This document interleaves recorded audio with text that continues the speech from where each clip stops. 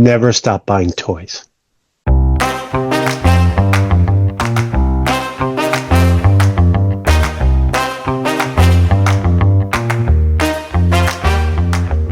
Hello, Tom. Hello? Who is this? What's going on here? Yeah, it's been a while. I've regressed into Boomerville where I can't set the clock on my VCR. Which transfers over to my tablet. It's just flashing 12. Like, I don't understand. What, like on the oven? You have to excuse me, Tom. I have a respiratory chest thing. So if I go into a coughing fit and I turn into Doc Holliday, so loyal listeners, please. If I fall out of the chair and you still hear me coughing, that means I'm still alive. So I'll get back up in a minute. That's right. I'll run down for help. Thanks. I'll do my best. I'm not sure how far I'll get, but I'll try and help out.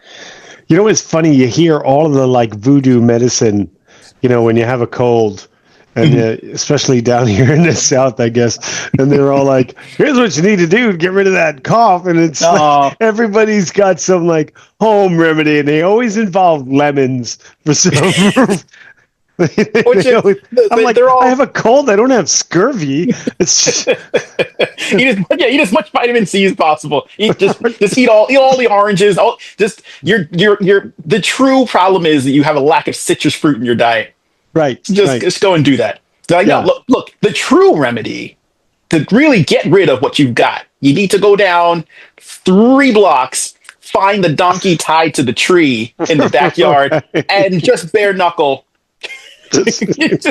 just go for it. Right. If you win, you'll be healed. It's always lemon, and then of course the honey. Add the honey to your tea, right?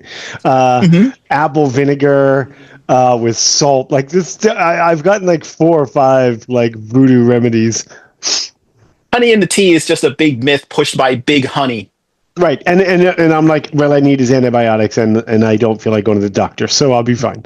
I want that to be a plot that Batman has to foil by Queen Bee, where she's just putting it out there. She's like, you need more honey to do X, Y, Z, and he's like, that's not true. Right. Science exists, Queen Bee. You're going down. Justice sees no gender. She's like, but it's hot, honey. She's got all the flavors, and he's like, don't you tempt me with your delicious honey. Your womanly wiles, honey. Queen Bee never got her just due, except in I think she's in Young Justice, but I don't remember offhand. I haven't seen that in a while. I need to go back and watch. Yeah. Oh, it's fabulous. It's well written, well done. Everything about Young Justice is great. And then, what else is well written? You know what else is well written and well done? 2 guys talking toys. 2 guys talking toys. Clearly not well written. Is it even written at all? Apparently not, because we forget the title. It's fine. This is actual reality television. Two doofuses, doofy, talking about toys. That's the other podcast that we are currently feuding with. 2 doofuses talking toys. It's a weird rivalry to have. But it's tough. Only for now. Only because their upload schedule is a little better than ours. I wouldn't say that. We still got stuff coming on. So I want to say right off the bat, thank you for watching. Thank you for listening. I want to encourage you to like the channel, subscribe to the channel. We picked up a pretty decent number of them. Thank you for enjoying and talking toys with us. I always want to encourage people to say something in the comments. Let us know what you think about the topic. Thank you for watching the toy reviews. I'm glad that people have been watching those. I've been trying to toss up as many as possible. So right now I've got stuff up for the Masters of the Universe. Absolutely. You should totally do one. I'll send it to me. I keep hoping to get ahead and start taking pictures to send to you, like toy photos, but I don't. I need toy photography from you to put on the Instagram, because I don't know if people are tired of me posting my sad walkthroughs of Target and putting it to music. What kind of music should you? Is it like the Benny Hill theme? Like you're just running in and out of aisles, like. Sometimes it's sad music, because you walk, especially in like Walmart, where they just. You see these mythical pictures of these super well stuff. No The Walmart. No the Walmart near me looks like the Walmarts near you, or the places I've seen online where they have the Marvel displays, and Yeah, there's like the Daily Bugle, and they've got retro Marvel things. You know what mine has? Nothing. nothing. I They know. have nothing. And there's a really good one down the road for me in Eden. You need to come down here because the Targets is stocked. The Walmart's pretty good. I will give Big Daddy Target some credit. Big Daddy Target. Whatever national initiative he enacted, he hit the giant restock button. And I've actually seen most of the Targets that I've been in have gotten some stuff in. So kudos to you. I need to make a caricature of this character that we keep talking about. We do. You need to do a custom figure like the fantastic big boa you did for me. But the Eden Walmart is getting toys before they drop into my pile of loot. Ooh, oh, hey. Yeah, they're classifieds. That is impressive. Have you seen? And you mentioned New York Comic Con before. Have you seen any dire wolf? I'm not dire wolf. The ghost vipers in your WalMarts? Because if you have, no. Because I would have send you all the monies. I still have your crystal ball here waiting for you. Oh, thank you so much. Not yet. I'm glad you have one because not a single Walmart. Really, he's cooling the shelves. The shelves are stocked with them. Nobody's buying them. I could go buy 5 of them right now at Eden Walmart. They won't send any to New York, and I don't understand why there's an embargo on them, on most of the Joes, on most of the Transformers stuff. It really is just mind-boggling to me. I don't get it. But hopefully they will see what Big Daddy Target's been doing, and they will. I don't know what the collective avatar for Walmart would be, but he sucks at his job. He'd be sad. He'd be a little dirty guy in a blue vest that. Just pitiful. If anybody remembers the character that appeared in WWE for a little while named Baron Corbin, who had potential in NXT and then they called him up too soon, but there was one slice of time when he was absolutely perfect, and it was because he had lost everything. He lost his title and he lost all of his money, and they would just find him randomly sitting. Yeah. Oh, you have much more hair than Baron Corbin and probably a better moveset. I'm bald. You still had more hair than he did. It was an interesting thing to see. But he had lost everything, and he became what was known as Sad Baron Corbin. And people you'd find him randomly, in a corner in the back, just sad, asking if you could help him open this can of food he found. I feel like that's the true avatar for Walmart. That would be Walmart, yeah. Maybe they'll get their mojo back and actually stock something, but I don't know. I don't know if that's going to happen. Well, let me show you what I got this week. What did you get? Both figures, Walmart purchases. Wow, now you've talked all that smack. Yeah. So I picked up the Ninja Batman line. There are 2 lines, and they're pretty good. The regular, I'll say the regular ones, just like they did with the Superman movie line. How they had the regular figures, and then they had the ones with the play feature, the action. Well, the regular ones are like $10, not bad. Okay. And I picked up the Joker. Hey, that's awesome. He looks pretty good, man. I'm a little surprised that the line got a little bit of a smooth criminal look going, but. And I love that it really is just kind of cut from the anime. Yeah, absolutely is. But it's they call it Ninja Strike. Remember they had the Ninja Strike Batman line back in the day. So they're revamping the Ninja Strike line. What a weird decision. With the anime ninja figures, which is cool. So far they've done Nightwing, Robin, Batman, which I'm not a fan of those, but the Joker looks fantastic. And he's got the elbow joints. Head, the hips are ball joints, no knee and no ankle. The leg is a solid piece with the leg ball joint, and he's got the elbows and the wrist turn. But for $10, this is a fantastic figure. What scale is he? He's 6 inch. 6 inch. Oh, he's 6 inch. Okay. See, I was this close to buying the Ninjombies, the cool zombie ninja line. They look big, really neat, but and that's it's so weird to hear myself saying this now because 2010 me would be horrified by current me saying that toy's a little too big. because that was an impossibility for me back then. Right. But like, it almost has a Playmates look about him. Yes. The detailing is really good. The colors are pretty simple, but they're smartly put together. And the designs are really cool. But they're just a little too big, but perfect for the target audience. Yes. And for like the slime feature and the action feature they've got going is really cool. That's a good question. I actually don't know. They have such a Playmates feel to them. I don't think they're really Playmates, but they really do.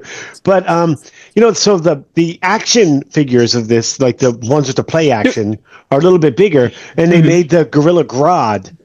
I saw the Grodd. And he would look good. Really cool. It's the perfect size to go with these. That one, I fiddled around him a little bit. The articulation on that Grodd was way more than I thought. And he's like $13-14? Not bad. And I'm excited about my other Walmart purchase because although I don't buy a lot of these figures, I have purchased select ones. And this one, as soon as I saw it, and I never pay full price for these guys, but I paid full price for this guy because he is the pride and joy of Michigan. George the Animal Steel. Oh wow, is that from the WWE sort of like Masters style body line? That's awesome. Oh, I love it with the green. Does he come with a tiny mine? No, I wish he did. But I love the shirt. And here's the thing. When you undo the shirt, look at the back hair. Wow, they went hard. They went hard with that ink. And they're like, more paint apps. We need all the paint apps. Yeah. We need as many, and all the poor people responsible for that were like, why though?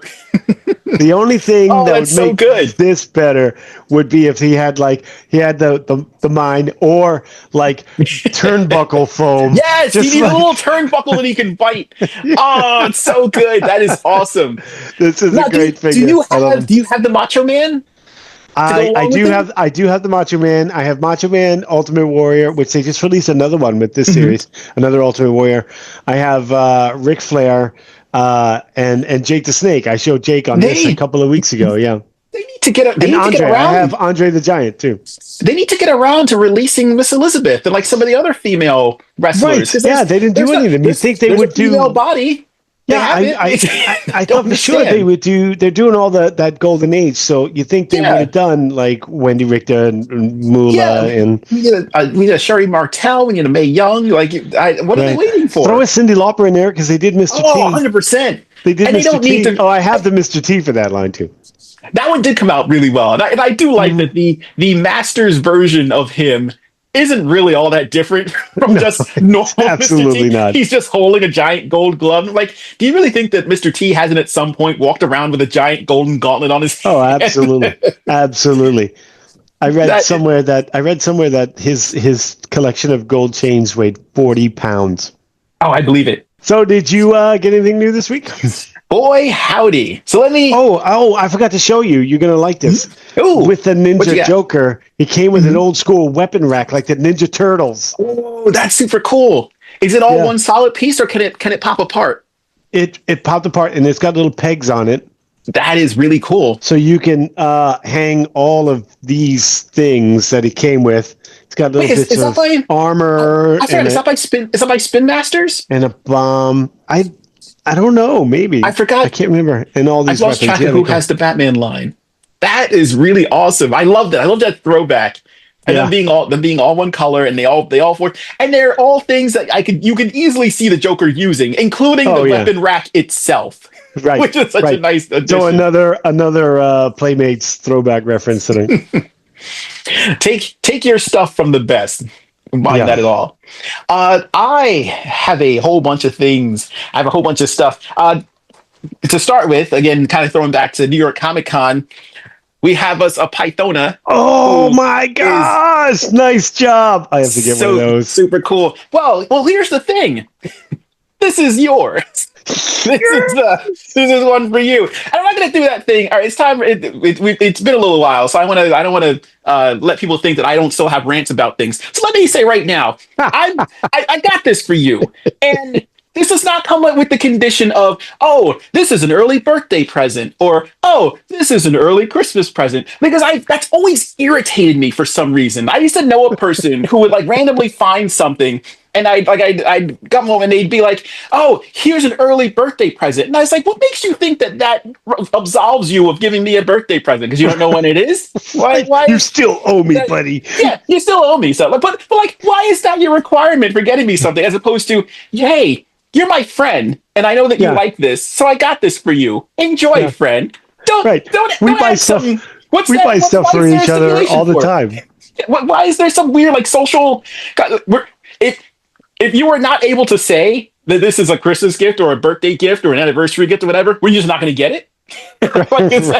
You're just like, listen, I don't have any real reason to buy it for him. I know he loves it. I know that's a thing that he's wanted forever. So, but I'm not going to bother, because Thanksgiving was last weekend. So why am I going to? Right. No, people don't do that. Buy things for your friends because they're your friends, not out of some weird misguided. I think I can honestly say contract you came up with. Aside from maybe my younger brother, who's got a lot of years on you in regards to relationship with me, I think you and I have exchanged more things, toys for no reason, than anyone. I feel like you and I enjoy buying things for people that we like, almost more so for us. Like I love the idea of giving this to someone and then appreciating it as much as I know that I would appreciate it, or something similar. So yeah, enjoy. But also, man, yeah, so super duper cool. I'm so excited, and now I can't wait for them to make the rest of them. There was a reveal recently of the guards, so they're definitely making the guards. And I remember there being a leak. They're just sitting on Globulus. Wait, I'm wondering what. I'm kind of sad that these seem destined for convention releases, because this was New York Comic Con. Was Globulus a convention exclusive? I'm sorry, not Globulus. Nemesis. No, he wasn't. I got him on Hasbro Pulse. He was a Pulse exclusive. Okay, was he for PulseCon? I don't remember. I know Serpentor was, but I don't know if Nemesis Enforcer was or not. But hopefully they'll maybe they'll kick up that release schedule a little bit more. I'm very encouraged to see the guards, because definitely troop build those. 100%. Man, I can't wait. This is so cool. And she's never had a toy before. This is awesome. So awesome.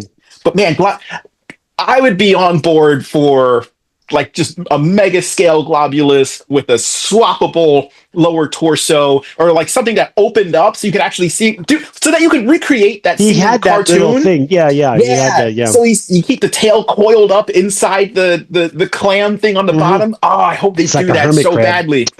I can't wait. So speaking of things that are Nemesis, another New York Comic Con exclusive is, see, the packaging on this is weird. It is Nemesis Prime, who I was super duper excited for. This is it's a repaint of the Armada Optimus Prime. There's all kind. He just looks great. He's amazing. The only downside to this guy is that he doesn't come with the trailer. Armada Optimus Prime comes with a trailer that also reconfigures when he goes into his super mode, so the truck becomes a torso and the trailer turns into like super pants.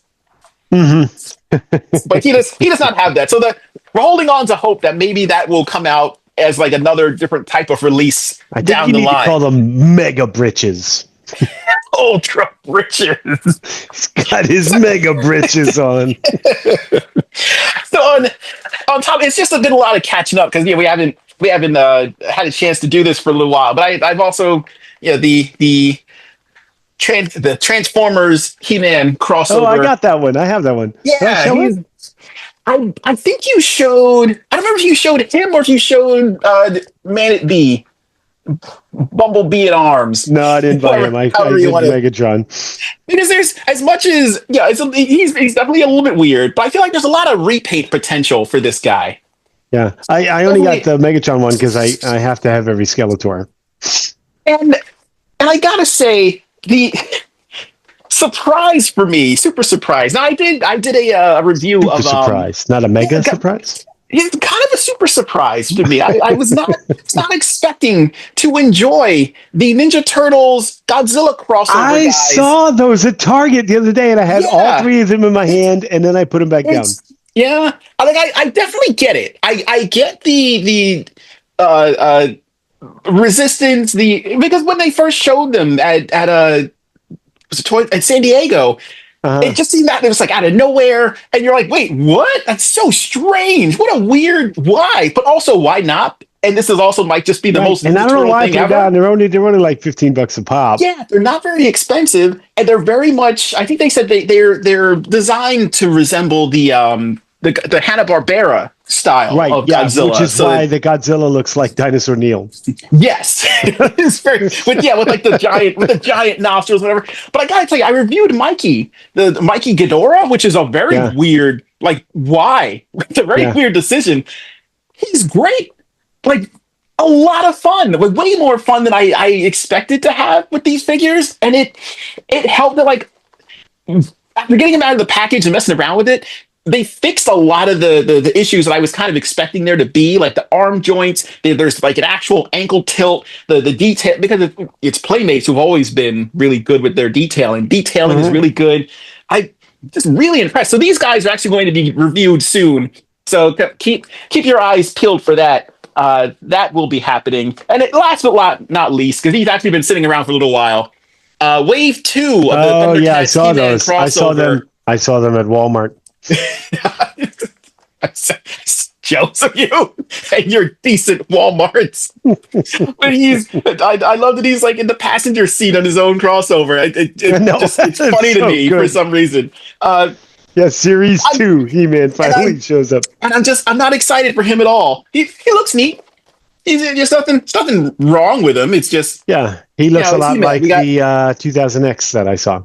Yeah, the Eternian armor is pretty neat, but I'm probably not going to review him unless you would like to see him reviewed. And if so, say something in the comments.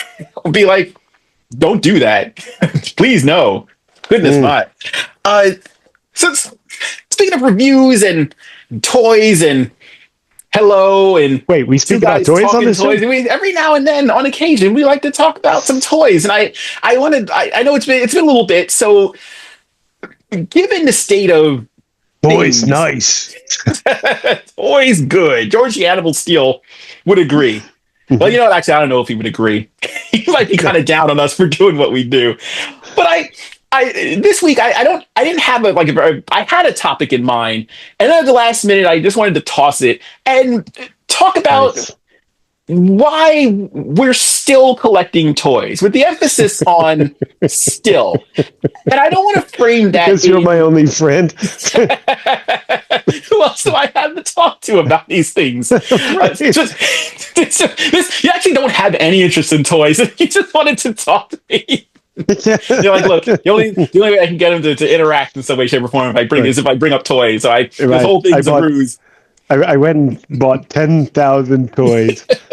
You know what? I gotta say though, I really do miss my collection that's still in storage up in New York. Oh, it's a sad thing. I feel like one of the best, kind of the whole point of collecting. Yeah, we see it behind you, and we see it behind me.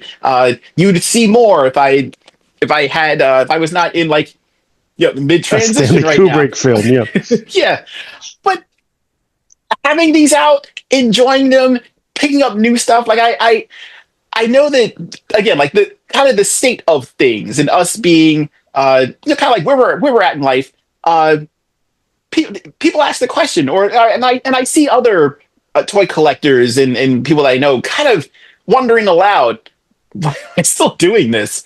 What's my end game? Or I feel like people kind of start to maybe doubt themselves, and they say, well, why am I doing this? We hear the jokes about who am I leaving this to? My offspring are going to inherit a 2-ton block of plastic.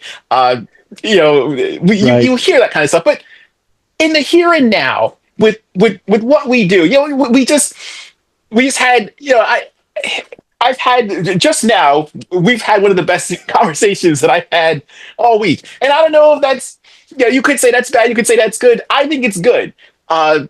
So when I ask why are we still collecting, one of the reasons for me is this right here. I love this. We joke about it, and certainly there's definitely lines that we do and don't like. There's stuff that's going on that we may enjoy or not enjoy, but I feel like at the end of the day, this is something that brings me joy. Yeah, 100%, 100%. Sorry, I'm getting choked up. Getting misty. Yeah, you know what? When I have when I don't have the space that I used to, and like we just mentioned, loyal listeners, my vast collection is still in storage because I recently moved. But you move. I don't have volleyball anymore. We don't have our lunch anymore. We don't go toy collecting together anymore. So there are those days where I feel a little bit pooky. And so I go get a toy. And sometimes I mean the Joker came about because I was like, let me go see if there's something new because I really need to pick me up today. And he was $10 and just brought me joy. Took him home, like I hung around with him, took some pictures, tried to find where on the shelf with this new. And you'll be proud now because I don't have the vast collection. So know how rigid I was about these are the X-Men Toy Biz figures. These are the Spider-Man Toy Biz figures. Like everything had their shelf, right? I don't have a vast collection with me. So everyone is sort of, you can see the shelf over there. You'd be really proud because it's got Voltron. It's got the Super Friends 6-inch figures on it. And a Pops holding out on me. Yeah. I need to see pictures of this. Send me pictures. And then one has a bunch of like the 112 Batman figures like in the box, but it's got Venom and some of the Superman movie figures and Hawkman and that boxing kangaroo that you got me all on one shelf. That's awesome. So I am very proud of that. It's awesome. Yeah. And I've got in front of the desk here where you can't see, I bought these little shelves. I think I showed you on camera one time. I found them. They're spice racks, but they're like riser shelves. Yes. And it looks like a choir of mishmash. It's got there's Iron Giant and the G.I. Joe Classifieds and Battle Cap Man, all on these risers. It looks like a choir. But, I came down here without any of it. Well, I did have some of the toys. And I recently got my box of Plunderlings and stuff down, which are still in their box. I haven't put them out yet. But I didn't really have anything on display. So the 20 or 30 or so figures that you see around are the ones that I've gotten since I've got here. And it's because it's not that I can't find joy without them, but my home didn't feel like a home without toys about. And it's funny, I was just waiting for you to get online. I was just scrolling through nonsensical stuff online.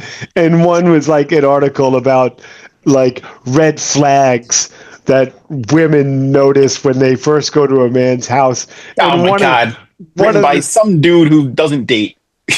Right. Well, one woman allegedly said his hallway was lined with shelves of opened and unopened toys, and he had a dinosaur print comforter on his bed. And I was like, wait, was this woman ever at my house?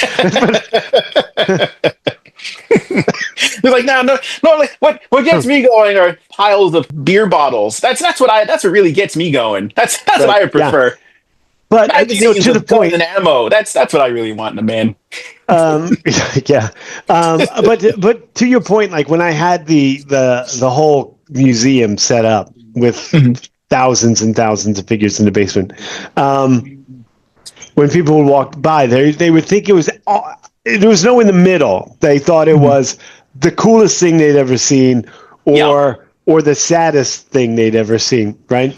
But both are funny. Both are funny. And I feel like the latter of the two, like you have the people who have the correct response, which is that's awesome, because it is awesome. I just want to say your basement is what I feel like a lot of collectors should aspire to. Like that it was an inspirational wall to wall sets of display. And then when you started adding the lighting to it, just they took it to the next level.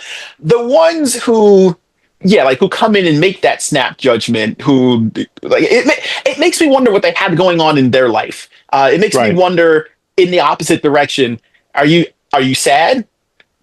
But like, are you sad for yourself? Because where are you at in your life that the only thing that you have going on is looking at what other people are doing and saying that's sad and stupid. Like it's such an easy thing to do for people who don't do what we do or who don't find joy in the things that we do.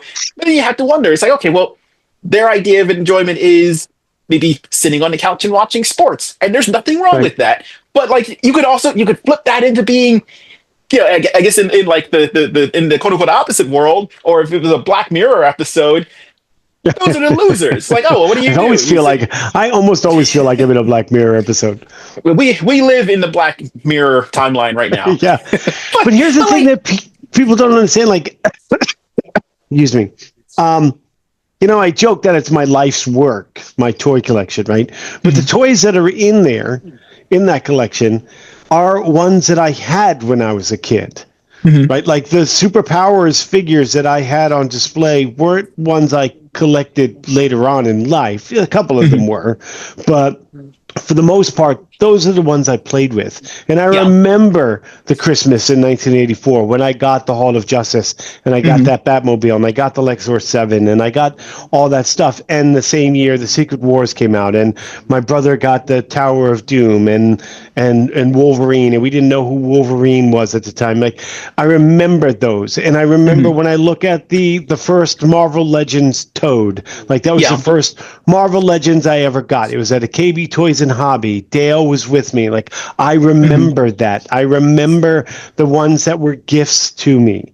I remember when I go through that collection, I'm not seeing, oh, this is the NECA 1/4 scale Batman.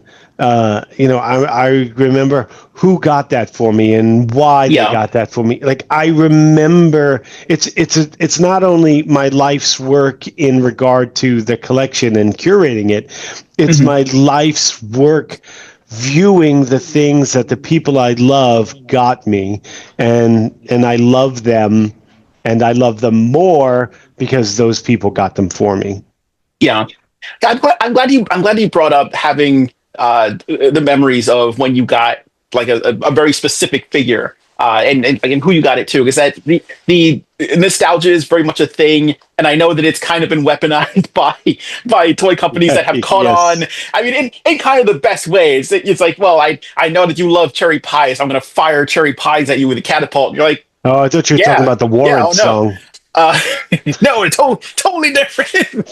but you're right. Like I love that nostalgia is in fact a thing, because it's what we grew up on. It's when we were in our formative years, and that was kind of like what kind of helped mold us into the people we are. And I like that we both enjoy things that we had from way back when that we can still get a hold of now.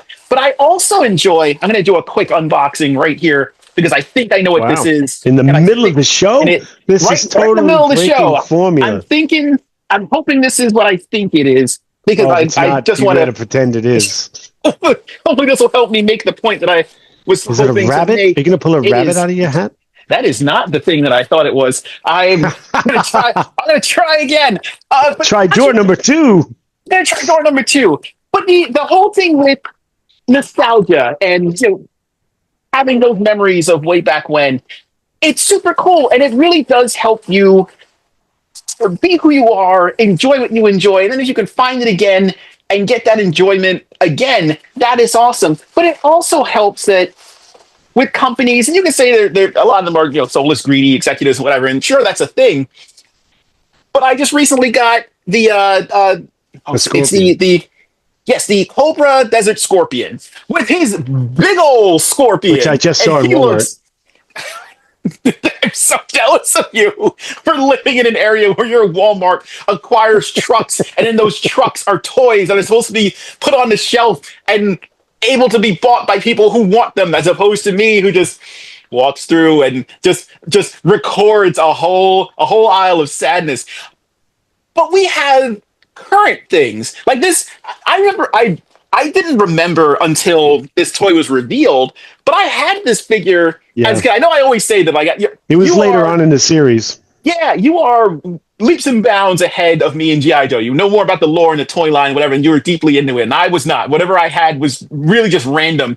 But I do remember, and I don't remember if I bought him for myself or not, but I remember seeing this guy, the original, and I had him. I don't remember if he came in like a collection that I got or not. But seeing the updated version of him, this is one of the reasons that I still collect. In addition to the nostalgia I have for the original version of this, which was super neat and really cool and a lot of fun, I love seeing what comes next. I love seeing, I like that there is a set number of companies who look at the things that you and I remember enjoying, and thousands of us out there remember enjoying. And I kind of don't care that they're soulless ghouls who just want to profit off of it, because I'm getting what I enjoy. Like, this is really cool to me. And it helps to know that a lot of people who work on these lines, I know that Hasbro recently let go of a lot of people, and that sucks.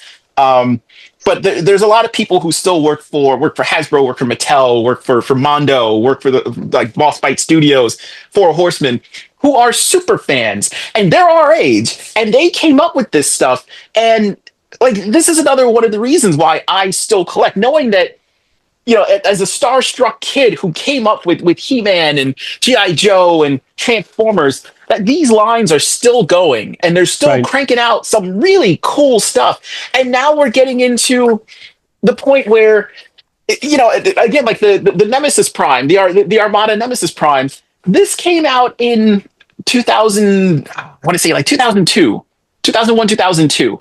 And that's a whole generation of kids who maybe they're not going to be like the nostalgia fiends that we are, but this is their nostalgia. Right. So it's interesting to me that us being in the generation that we're in, knowing that there's a generation behind us. I know that the joke is that kind of Gen X-ish are going to die, and then all toy collecting goes away. And that's not true. It's just going to change a little bit. It's just maybe instead of just getting Generation 1 Optimus Prime all the time, maybe now you start getting more Armada-style figures and toys, because those will be the people in the industry making those decisions. It'll be different. Like, I love hearing, so, Jared and I would spend a lot of time toy collecting together, and he has that bug. Now he's away at school and he's got other priorities, but I have no doubt that this is something that he'll, be involved with for a long time. But it's interesting now to see people younger than us, like what they're collecting. A lot of plushes, the squishies and the Pokemon plushes and the cards. And so, 20 years from now, it'll be the re-release of, some Digimon or Pokemon or something like that, where they're going crazy like we are. I want to define my nostalgia a little bit. It's not just nostalgia like, I grew up with the Thundercats, or I grew up with. It's really the feeling that I had. Now, loyal listeners, and Tom, you've heard the story about the basement. Like, I don't know why basements have always been so important to my toys, but my childhood basement, we kind of had free reign to design it however we wanted, dependent upon whatever universe we were playing in at the time. And, probably, if we've got high school friends listening to this, I don't know, but my brothers and I would play with the action figures way later than most. Like, we were into our teens, and a couple of times a week, if we were all home, we would go down to the basement, and it was mostly at that point not crash boom banging them, but coming up with creative storylines to connect all these different universes that we had. Dick Tracy and Batman and Skeletor, and this, like, figuring out how. So we had to come up with a way to make them combined into one universe, right? And we did that for years and years and years from the time we were young. And I think we kept doing it because it was the only time like we came together. Like the three of us, my two brothers, Derek, Dale, and I had three different worlds that we lived in high school. Right. I was off doing my thing. Dale was off doing his thing. Derek was off doing his thing.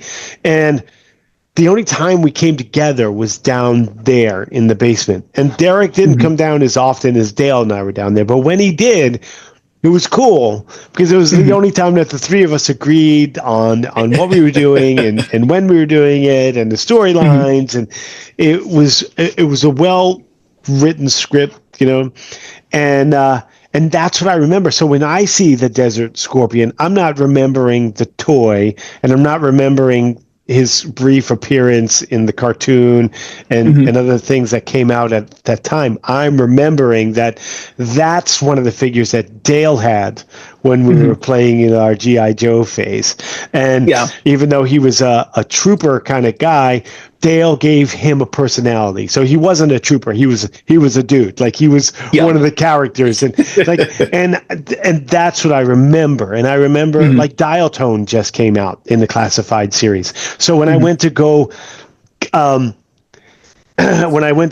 pick up Dial Tone, I wasn't picking up because I remember the character. I remember a very specific moment playing when we were a little bit, it sometimes got dramatic. Like we would, like I said, shoot rubber bands, right? And Dial Tone had been hit in the head with a rubber band. So Dial Tone was shot in the head, and he was in the medical ward. And so we were talking about and I had Lifeline, who also was just announced from the classified series. So I had Lifeline, Dale had Doc, and they were talking about Dial Tone and that he would probably have brain damage after he got out of his coma, right? And then when he came out, Dale made him sound almost like Patrick from SpongeBob.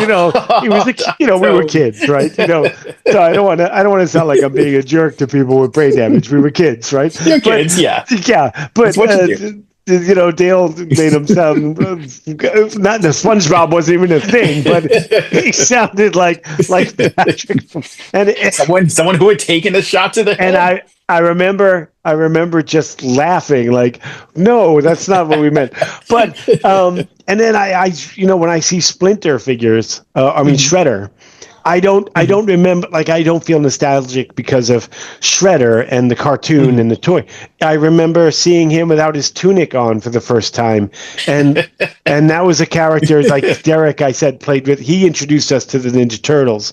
And then Dale and I were laughing so hard when we went downstairs and there was Shredder without his tunic, and we busted a gut laughing at the horrible scoliosis skull. Just looked so emaciated.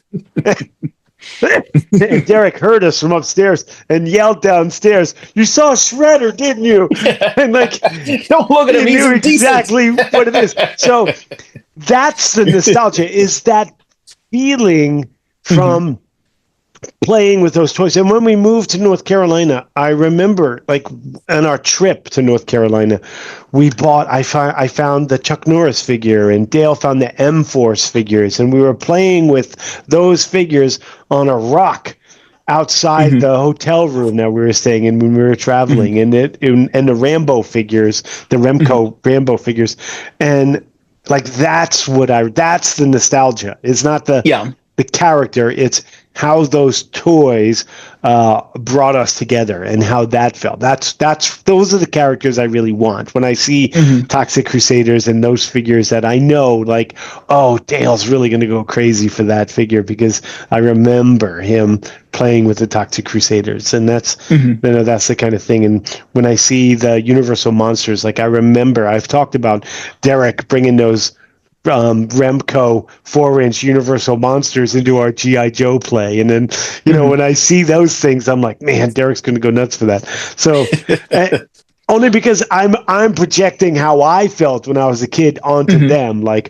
Derek's going to feel the same way I felt when I saw Gung Ho in the classified series. So when Derek sees this Invisible Man figure, he's going to feel that same way, and that's the nostalgia I feel for those, and that's why I keep buying the same characters over and over again.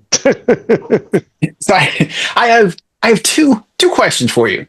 You ever consider quitting? I know you said we're both still collecting, but you ever consider throwing in the towel? And I ask that because I know that for a lot of collectors, you hit patches in your life where things are rough, for insert whatever reason, changing your job, changing location, money's tight, you're going through whatever, emotional stuff or whatever. And in the back, I'm sure in the back of a lot of people's heads, you hear the thoughts of, and you mentioned them earlier, those people who say to you, or who don't understand, or who don't get why we do what we do. Oh, you should just get rid of those, or well, you'd be better off if you weren't spending money on toys, or or my favorite, how much these are worth if you just sold them. Right. And I know that there's got to be that temptation, and I know some people have actually gotten out because I've seen posts by people who are like, I sold my collection. But then almost inevitably, there's something that comes later where they say, and I got it back, or like the first time I sold my collection, meaning that they came back to it and they rebuilt. Right. And I know that there's a temptation there to think that, well, maybe my life will change. I think I haven't seen 40-Year-Old Virgin, but I remember hearing that the end is essentially him selling it and saying, "Oh, my life's better because I got rid of these pressure." things," because of peer pressure. Yes, which I think is stupid. Yeah. So I'll never watch that film. But I have recently when I moved, and not to go into too much detail or be melodramatic, but this is a tough patch that I'm going through, the relocation and all the things that go with that, right? And I don't have the space, so I took some of the things that have more recent sentimental value to me, like the Lego Voltron that Jared and I bought and put together, the Lego stuff that the kids have purchased for me and stuff like that. But I don't have the room, and I know everything's sitting in storage. So when I moved down here, I was like, I guess I'm done buying because I don't have anywhere to put them. I don't have I'm restarting, so my financial situation's a little bit different. But you know what? When it came down to finding joy, like I said before, I don't have volleyball. When it came down to being down here and having to find joy, the first thing I turned to was buying toys. Yeah. And I think that's an important point to make, because I think that people misunderstand why we get joy out of what we do, or the things that we buy, because it's something that I can't I can't imagine buying a spool of yarn and being excited for that. But I know that there are people who do, and I understand that they are probably. This is true. You don't want to do puce. You want to get more of an olive green. But knowing that they're probably going to go and take that and do either knit or do whatever it is that they do to make something that brings them joy, or just having it knowing that this is what I like to do. They take it and they just put it in a basket and they're happy to have it. The end. Right. I think that's awesome because different things bring people joy for different reasons. Even George Steele, this is something that brought me joy because we used to give my dad crap because George the Animal Steele was from Michigan, and so was my dad. It's like, do you all look like this? All your tongues green? He's like, yes. Well, with the water in Flint, where my dad grew up, they made no, they're still waiting for that clean water. So question number 2, do you have, I guess, kind of sideways nostalgia? And by that, I mean, I have a box full of Skylanders. And I love Skylanders, and I love playing the games. It's very fun. I highly recommend it to anyone who is into the whole Toys for Life kind of thing. And that was an interesting period of time. Right. But why I really like them is because nephews, right? It reminds me of the time that I spent with my nephews playing those and doing like the custom paint jobs for them. Waking up at 5 in the morning, going to Toys R Us and sitting and waiting for Ninjini to come out so that we could my sister and I could buy them for my nephews. But even now, like if I see a Skylander, or I'll still randomly check and see if there are kind of like I think there were Skylanders that were made for like company parties, which is weird. Like there's like flocked versions of certain characters, or whatever. And I still kind of keep an eye on those on eBay just because. But the collecting of that contributes to fond memories of absolutely. Hanging out with the nephews and playing the games. I have a box of Skylanders that I should say I have a box of Jared's Skylanders that I know he's not, doesn't have any interest in them. But so many times I've had that box in my hand to just get rid of, and I can't do it. I can't do it because those are Jared's Skylanders. You know what I mean? Yeah. So I'm holding them, and I'll say I'm holding them for his sake, but I'm not. I'm holding on to them because we would do our Wednesday trip or our Thursday trip to Toys R Us and Walmart, and that Skylander aisle. There was a whole aisle of Skylanders. Yep. And then we would go check them out, and all the time. And then he'd get excited because the big ones came out, and then the ones where had the magnet where you could split them, and he got excited about that. And so that's why we went. Like I was looking for Marvel Legends at the time, and he was looking for the Skylander stuff, and that was our trip. And then we'd share a pack of peanut butter cups. So yeah, that's sort of, I'm feeling nostalgia, by proxy for somebody else. Yeah. I do. And I just want to, you see the stuff that's coming out now, and I think that's one of the other reasons why I'm just never going to stop collecting unless something horrendous happens and I'm physically no longer able to do it. Part of it is because we have things like New York Comic Con. We have San Diego Comic Con, and I know that we just touched on it briefly a little bit before. There's always that moment where you're like, I think I'm just done. But then something weird comes out, and I love the weird stuff, and it pulls me right back in, because when will we see something like this ever again? When will we see Skeletor wearing Megatron armor? It's like I could set all of this aside, and you could, like, it's up to you. And I just want to put a PSA out there real quick. If you're trying to decide between rent and toys, please choose rent. Please choose food. Not the musical. Not the musical. Yes. Oh my God. Get something good. I'm sorry. I know there are people who love Rent, but it's just a retelling of Lava Wham. Just go see Lava Wham. It is not for me.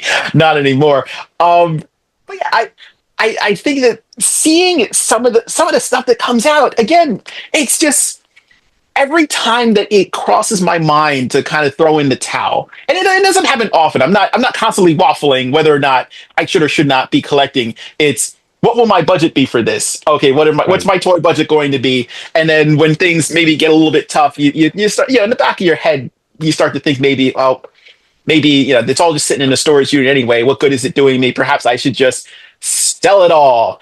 Because right now, especially when you're going through times of transition like this, or if you got different things going on in your life, like right now, I'm in the middle of a potential move, so I have practically nothing in the apartment, and being so sparse, it's weird to not have, because like you said, the collection is kind of the thing, the display is kind of the thing, like having all of this cool stuff that you can pick up and fiddle with it, and just kind of admire what it is, and whether it be for nostalgia's sake, whether it be to just admire the craftsmanship of it, or if you're one of those lucky people who gets to push through and make your own line, which is still a dream that I have. Look at your work and be like, or to see something you're inspired by, to say, one day I would love to do this. I sit in my apartment that has practically nothing. Like these are all going to storage. The things that I'm showing you right now, Mhm. I'll probably review them and then put them into storage until I move to the new place, and then we'll hopefully have a larger display there. But in the meantime, like it's weird looking around and seeing nothing, and it makes me Mhm. wonder, man, how do other people do this? How do you Right. function without a toy collection to like mess around with? What's Those wrong with you muggles. people? Yeah, it's just we're our thought process on this kind of stuff is different. But like it's amazing It's to because we have me a to disorder. see they absolutely would classify it as that, and then want to feed us all kinds of meds. And like, no, Right. that'll conflict with my I'm heart. going to change this display for next week. There you go. Oh, I look forward to it. I want to see what else you got going on there. I want to see all like the Because I've turned Voltron into stuff. Tom. I have a pile of toys unopened, and it's hurting my heart. And I have Oh to find no! space. Yeah, so No. I bought some of those cube shelves. You can't like see this white cabinet behind me. Mhm. I've got other white cabinets over there, and there's a tall one with glass that's got the Batmobiles in it. But next to it's a shorter one. So I bought some of those white cube shelves, Mhm. to go on Yeah. top of that. So I have some more shelf space. So That's I'll open those fantastic. toys. And I think and that right there is another reason why I'm still in. Aside from my own personal enjoyment, I look forward to seeing what other people are doing. Like more specifically, like what you're doing. Like I love seeing what you have on display and like what you have that's new. And then I'm looking forward to seeing what you do next week when you have something else up there. I like seeing what other people who have the same interests as me do, and that is kind of why the convention scene is still such a kind of a struggle for me. It's always kind of a last minute decision, like to go to New York Comic Con. I don't want to be around all those people. I just don't. Right. It gets crowded. But Well, you and I do a good job of getting in really early. And Mhm. then by like 1 o'clock, we're ready to head out because Yes, it's too but crowded. Yeah. when I went this year, I went on a Thursday because the Sunday was sold out, which was weird to Hmm. me. But I went on Thursday because I was like, well, it's opening day, so it shouldn't be that insane. Right. And it was almost the same experience as when we went on Sunday. It Hmm. was they did a really good job of getting people in.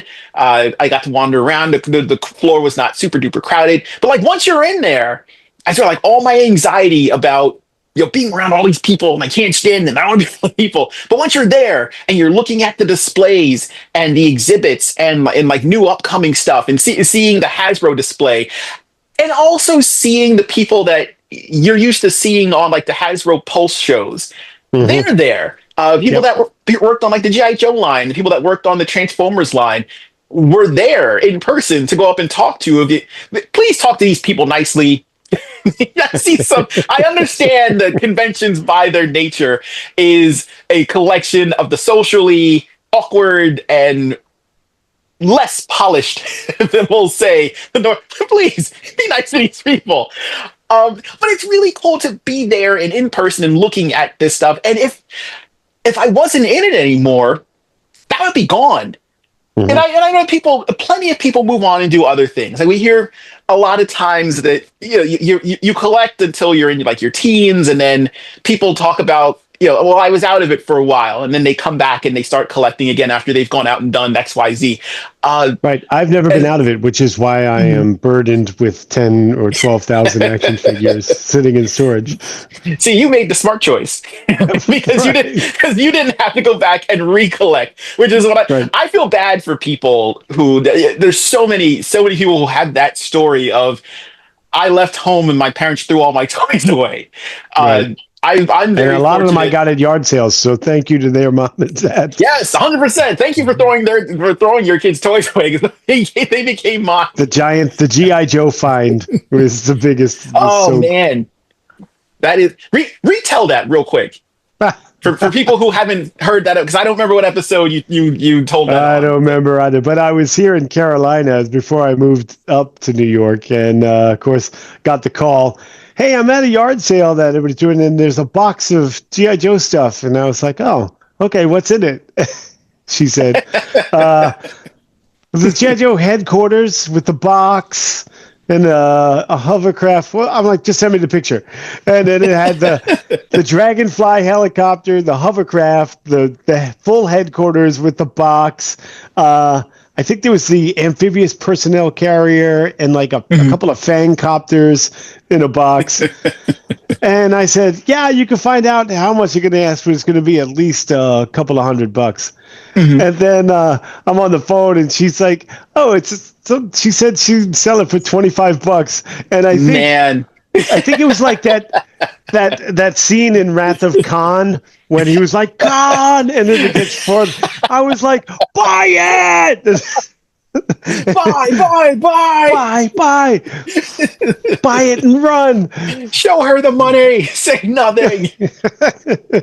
That is awesome. I love that, and that's another one of like those kinds of experiences, and like those are the things that keep me in. Like I love that deal. You never know whether or not you're gonna see something decent. Like there's a Ross that opened up. The area near me in New York finally got a. I know that it's not the only Ross on Long Island, Where? but it is. It's actually not that far from the storage unit. It's right in that Burlington Coat Factory shopping center, across the street from the Taco Bell. Oh, They tacked it right on. It opened up, and the anticipation of going in, because Ross is the new like TJ Maxx, Marshalls, where like those guys were getting a lot of stuff. Now everything is going straight to Ross, including the Select Triptychon. Like every day I see some new post of all these crazy things that people are finding at Ross. So now there's one near me. I went opening weekend with my nephews. I dragged them there with me, and there was nothing of note. And then the following, like a couple of days later, I go there, and there's the snake shredder from the Ninja Turtles He-Man crossover. And then a couple days later, there's new Eternia stuff. So you really never know. But I love that. Now, granted, you and I differ on the thrill of the hunt. I do hate hunting, but I love it. I do kind of like, because it's nothing that I feel like I need. So Ross is like a pleasant surprise. Like, am I going to be pleasantly surprised by what I see on the shelf? I certainly hope so, because there's all kinds of like neat stuff. There's the Doctor Strange Wong 2-pack that comes with the ghost dog. Found that there. Crazy. And I love that kind of stuff. And it's just another one of the many reasons why I still collect, and I don't ever see myself stopping, because that's the kind of thing that to put my importance into perspective. When I bought my first car, like wasn't given to me. I went out to a dealership and didn't care until I got a car. It was a Ford Fiesta, fun car. Of course it was fun. It was Fiesta. Yeah, it's in the name. I drove it to Toys R Us, found some stuff, came home, went inside, it was fine. My parents had no idea I bought this car for weeks. And they were like, "You have a new car?" And I'm like, "Oh yeah." But also, is that the red one? No, that was a rental. Yeah, that was the Kia Soul that Mike had such a field day with. But no, it was the Fiesta was white, much to my chagrin. But it had four wheels and it ran. That was all that I want from a car. And my parents were like, "You didn't." They expected. I think they were thinking I was going to get the car, drive to their house, get out, and like do the dance. And I could not have cared less. And I couldn't understand why they couldn't understand why I didn't care. But you know what they did know about from the second that I got it? My 2-foot by 4-foot giant Final Premium Godzilla, because I was so excited to get it, and I was so proud of it, and I took the pictures, and I was like, look what I got. Also, I have a steady job now, but look what I got. And they're like, why in the world are you more excited for the giant Godzilla? And I was like, "You've known me all my life. I can't believe you're asking me this question." It's just, you're like, I don't understand the question. I don't know how to process that. I don't get it. I'm your son. You know me. For better or worse, I'm your son. These are my priorities. The car, not so much. Yeah, I got it. What of it? Want to fight about it? But Giant Godzilla. That is important. That is important to me. But that's where I'm at, and I feel like a lot of collectors, that brings them, our joy is maybe a little different from the joy that other people have. And I'll never stop, barring some horrendous thing that's going on that I cannot avoid, and the only solution is for me to cease and desist all collecting activities. I'm not going to stop doing this. Right. Yeah. Just like I'll never be able to retire because of my toy habit, but that's okay. Oh, 100%. You go hand in hand. Now, granted, if it makes you feel any better, it has nothing to do with your toy collecting, and more the fact that the generations before us sold us a false bill of goods, and now we're paying the financial repercussions of that. But that aside, and they ruined the planet. On top of it all. But at least we know that the planet will be just fine. Eventually, it'll burn us out. I'm still waiting for the giant monsters to appear, and they will. And when they do, I hope they make giant toys of them. Yeah, they will. They will. I do have to start wrapping this up because 4:00 comes really early. It sure does. So let's wrap this up with a question. So let's say you're being forced to stop collecting for insert whatever terrible storyline reason, and the only way that you can continue collecting is to come up with a toy line that you want. Lord. You gotta pitch it. You gotta sell it. What's your toy line? What you got going on? That's a tough one to answer on the fly, and I don't even know. That's not even relevant to what we were talking about, man. Cheater, cheater, cheater. You gotta give it something, or you're just not able to collect ever again. It's all riding on this. Oh, I gotta come up with a storyline and everything. I mean, I guess you don't have to get too much into the details. Like, you don't have to go full Jason the Wheeled Warriors on it. But I'm sure they come up with something better than that. I mean, those guys got away with it. And they didn't even have the action figures of the main characters. Right. It's so hard because I feel like anything I come up with is going to be so derivative on the fly. Hey, man, that's the world we live in now. Everything is derivative. No one wants to take a chance on anything, unless it's A24. Unless A24 starts like a toy company, then we'll get some weird independent stuff. You know what? I'm going to go with the current trend. I'm going to cheat. I'm going to cheat this time. I'm going to go with the current trend of crossovers, right? So my line of toys is going to be the celebration of the elementals that we got with the Warriors of Virtue movie and toy line. Hey! Combined with the celebration of the planet with the Captain Planet toy line. So I'm going to do a crossover of the Warriors of Virtue and Captain Planet. Oh, that's a good plan. I like that. Now, are there 5 specially chosen people whose powers allow them to call forth a single superpowered being? With our powers combined. And is he a giant superpowered earth, wind, and fire using kangaroo? Yes, of course he will be. And he will have the whole band, Earth, Wind, and Fire, playing trumpets and trombones behind. All his attacks come out of his pouch. That's right. Will be amazing. I'm on board for this.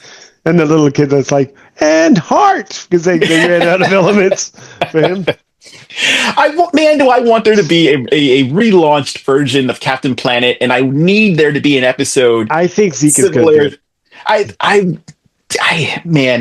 kind of hope that happens, and I want there to be an episode that is just like the Mechanic episode in the 2000X He-Man series, where he's sad because he's lame, and they have to convince him, no, man, you're not lame. You're not lame. Look at your cool haircut. And then towards the end, they're like, yeah, and then at the end of the episode, they're like, look, it's all great because you got heart. Mm-hmm. And then that's the end. Fade to black. Mm-hmm. Okay, so you're up, and I've already cheated, so now you're not allowed to cheat. I'm gonna have to I'm not. You've already made up toy lines. You've already made up toy lines. Yeah, I'm not sure if what I'm about to say is counts as cheating or not because it's already kind of like it probably does. So I'm gonna pitch. I am gonna pitch a comic / toy line that I've already come up with called Brave the Fortress, which was all about a insect horde that appears and starts terrorizing 3 separate kingdoms. One is populated by dogs, another one is populated by birds, another one is populated by big cats. And they all show up, they all send it's called the Insectus Army, and they are led by Queen Decima. And she sent out these hordes to all in one fell swoop wipe out these kingdoms, so they get blitz attacked right away. And I already came up with size classes. I already came up with the interchangeable parts for different characters, and they attack they attack all of these places, and they're starting to fall, and they don't have enough time to really communicate with one another.